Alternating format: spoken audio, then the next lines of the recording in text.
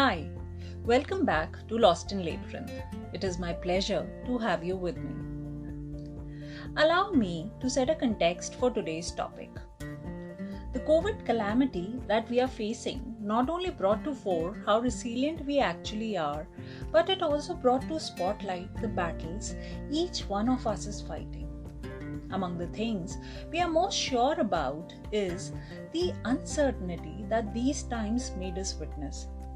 The ripple effect from the disease is felt worldwide, whether on work front or otherwise.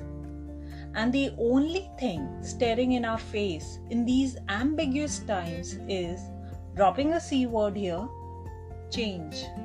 Change that has truly emerged as the only constant. Which brings us to a more apt question. What is our aptitude towards change?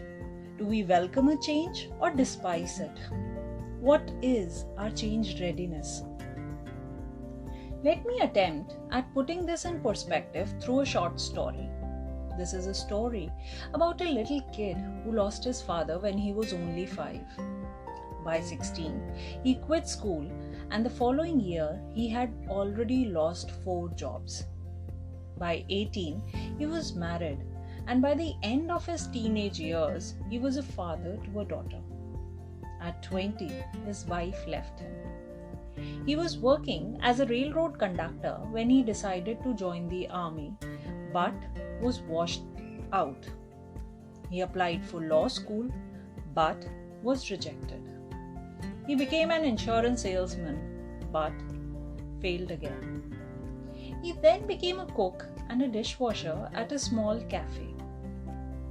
At 65, he retired and the government sent him a check of $105. He felt like a failure and was so dejected that he wanted to commit a suicide. He sat down to write his will, but instead he began writing what would he have done with his life. The more he thought about it, the more convinced he became he is a cook second to none. Determined, he got up, borrowed another $87 and made something special using his very special recipe. Care to venture a guess?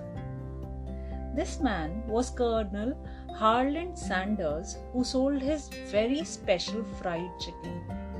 By 88, he was a billionaire, with KFC being the second largest food chain in the world and a presence in 123 countries.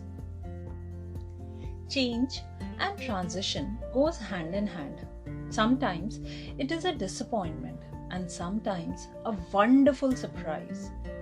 But one thing is amply clear, that progress is impossible without change.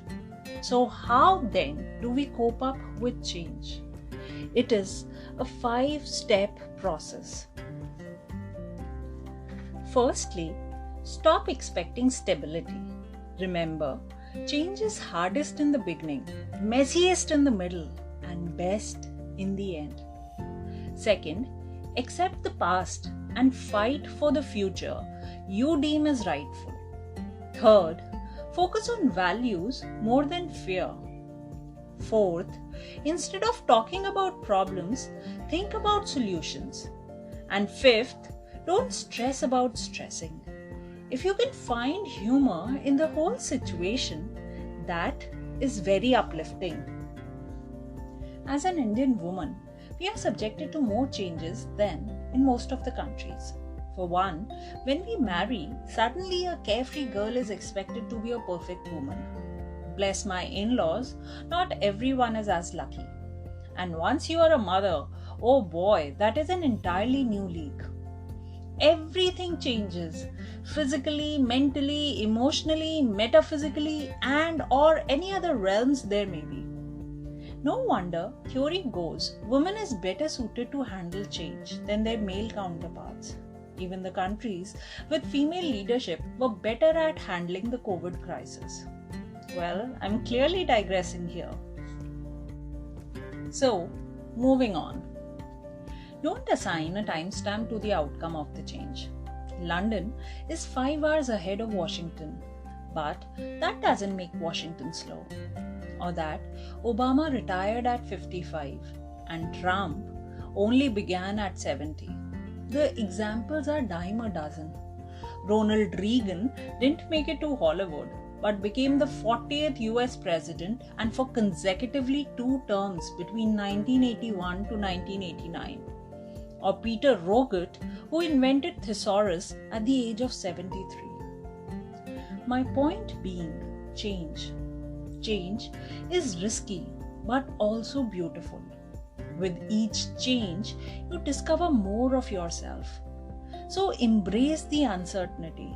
Keep that unwavering spirit to plunge and join the dance. Like Socrates rightly put, the secret of change is to focus all your energy not on fighting the old, but on building the new. Goodbye and have a very pleasant weekend.